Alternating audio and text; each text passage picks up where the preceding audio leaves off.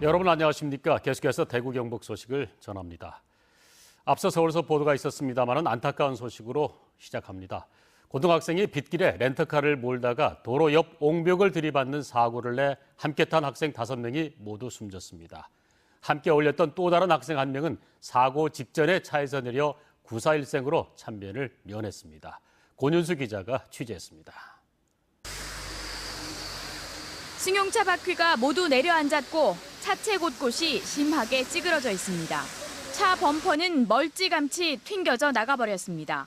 참사가 일어난 것은 오늘 새벽 4시 25분쯤 대구시 달성군 논공읍 5번 국도에서 고등학교 3학년 19살 최모 군이 몰던 승용차가 오른쪽 도로 옹벽을 들이받았습니다. 당시 강한 충격이 꽤 여러 차례 있었던 듯 사고차는 앞뒤가 모두 심하게 부서졌고 진행 방향과 반대 방향으로 향해 멈춰섰습니다. 이 사고로 최군을 포함해 차에 타고 있던 고등학교 3학년 5명이 모두 숨졌습니다. 경찰은 안전조치하고 있었고 그 당시에 아마 비가 많이 왔었습니다. 경찰에 따르면 최군은 어제 빌린 렌터카를 타고 친구들과 어울리면서 오늘 새벽까지 술자리를 가진 것으로 조사됐습니다.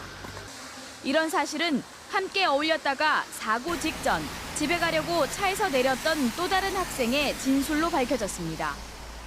기타 사고 경위, 속도 등 여러 관계에 대해서는 저희가 차량 국가수, 도로교통안전공단 등과 감식을 해가 정확하게 사고 조사를 할 예정입니다.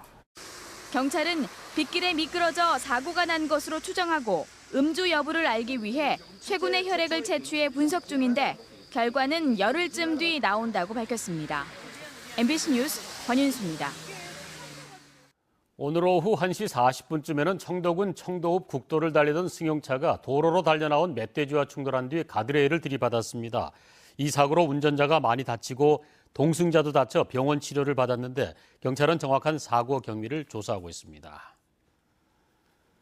사흘 동안 대구에 115mm의 비가 내리는 등 대구 경북에 내린 많은 비로 비 피해가 잇따라 오늘 오전 9시 반쯤 대구시 남산동의 1층 목조 주택에서 기와 지붕이 무너져 주민이 대피했습니다. 또 오전 8시 20분쯤 영덕군 남정면 7번 국도 옆에서 산사태가 발생해 도로 통행이 1시간 동안 완전 통제되기도 했으며 포항시 7번 국도 등 4곳의 도로가 침수됐고 영천시 북안면의 농경지 4헥타르 정도가 침수 피해를 입었습니다. 프로축구 대구FC가 홈에서 충주를 잡고 지난 부천전에 이어서 2연승을 기록했습니다.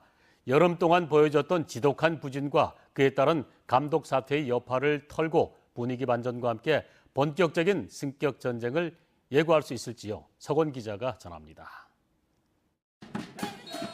부천전 극적인 역전승에 이어 펼쳐진 충주와의 홈 경기. 손현준 감독 대행 체제 이후 홈에서 승리가 없었던 만큼 오늘 경기는 중요했습니다. 일방적으로 충주를 압박한 경기 초반. 전반 40분 결국 세징야의 발끝에서 선제골이 나옵니다.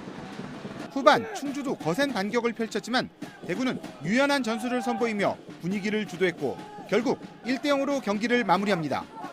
손현준 감독 대행 체제 이후 첫 홈 승리. 좀 많은 득점으로 좀 팬들을 더 즐겁게 만들어 드려야 되는데 조금 아쉽고 좀 보완할 점도 많이 있는 것 같아서 좀 죄송스럽습니다.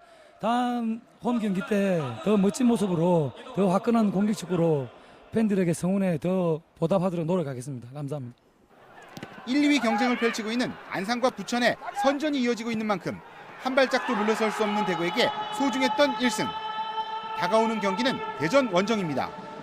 과연 대구FC가 3연승과 함께 상위권 경쟁 구도를 치열하게 이어갈 수 있을지 관심이 더해지고 있습니다.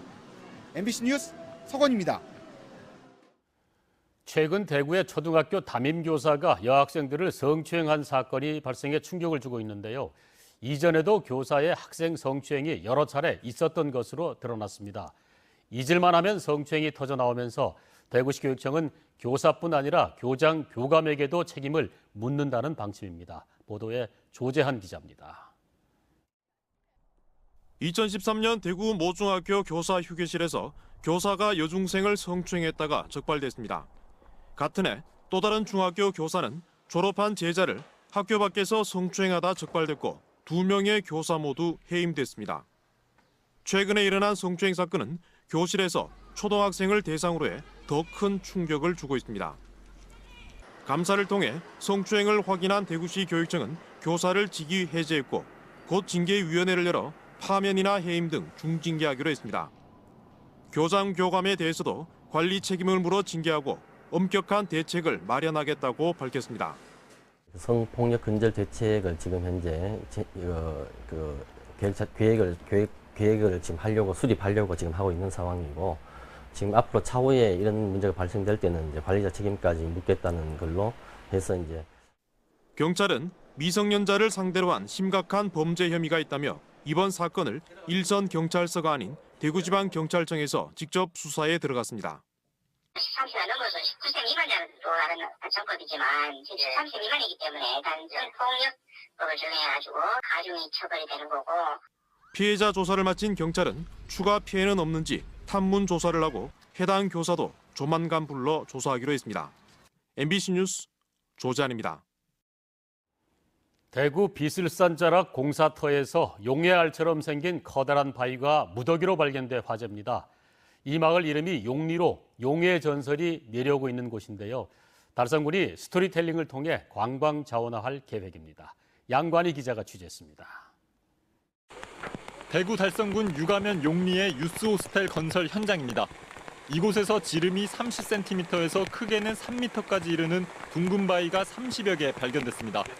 화강암으로 이루어진 바위들로 가장자리는 땅속에서 수십만 년 동안 풍화돼 핵석만 남은 상태입니다.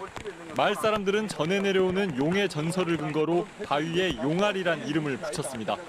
용알을 품는 자리라고 이렇게 전에 내려오고 있고요. 이런 게 이래 나오니 동네에서는 좋은 일이라고 생각합니다. 이 마을에는 용이 승천할 때 땅이 갈라졌다는 용소, 용이 하늘로 올라갈 때 떨어뜨린 비늘이 묻혀 있다는 용비 무덤이 있습니다. 달성군은 이 바위를 포함해 마을의 용과 관련된 전설을 모아 관광 상품화한다는 계획입니다. 전문가들은 이런 크기의 화강암이 무더기로 발견된 것은 드문 일인 만큼 이 지역의 역사, 문화 등을 고려해 제대로 된 스토리텔링을 부여해야 가치가 살아난다고 조언합니다. 그 암계류를 구성하는 돌과 같은 거거든요. 그 마을의 지명 유래가 해당되는 용리와 관련시켜서 좋은 기운이 나는 그런 용의 말이다. 이렇게 스토리텔링 하면은. 달성군은 우선 바위들을 다른 곳에 모아둔 뒤 어떤 식으로 관광 자원화할지 각계의 의견을 모을 예정입니다. MBC 뉴스 양관입니다. 제13회 2016 대구 과학축전이 오늘 엑스코에서 개막돼 내일까지 계속됩니다. 이번 대구 과학축전에는 가상현실과 드론, 로봇, 3D 프린터 등 첨단 기술을 생생하게 보고 경험할 수 있습니다. 특히 올해는 단순한 볼거리를 넘어서 오감으로 즐기는 다양한 체험 프로그램이 운영될 예정이며 초중고등학생이 참여하는 문화공연과 과학 퀴즈쇼 같은 부대 행사도 마련됐습니다. 내일 오전 9시부터 70분 동안 방송되는 대구 MBC TV토론 시사톡톡 시간에는 대구 미래 새롭게 설계하자를 주제로 미래 설계 내용과 방법에 대해 토론합니다. 토론에 참여한 대구 경북 지역학 전문가들은 중앙에 종속된 대구의 현재 상황을 탈피하기 위해서 자주적인 방식의 미래 설계가 필요하며 그 내용은 창의적이고 다양성을 포용하는 공동체 모습이어야 한다고 강조합니다. 여러분의 많은 시청 바랍니다. 오늘 영천시 금호읍 5개공단 주변 금호강으로 이어지는 한 도랑에서 흰색 거품이 100에서 200m 정도 걸쳐 나타나 환경당국을 긴장시켰습니다. 하지만 영천시 조사 결과 인근 주방용 세제 제조 공장의 직원들이 다 쓴 세제통을 씻는 과정에서 일어난 것으로 확인돼 영천시는 해당 업체를 사법 처리하기로 했습니다. 대구시는 올해 첫 일본 뇌염 환자가 최근 발생함에 따라 다음 달 하순까지 모기 활동이 활발하다면서 어린이들의 예방접종을 권고했습니다. 대구 경북 소식이었습니다.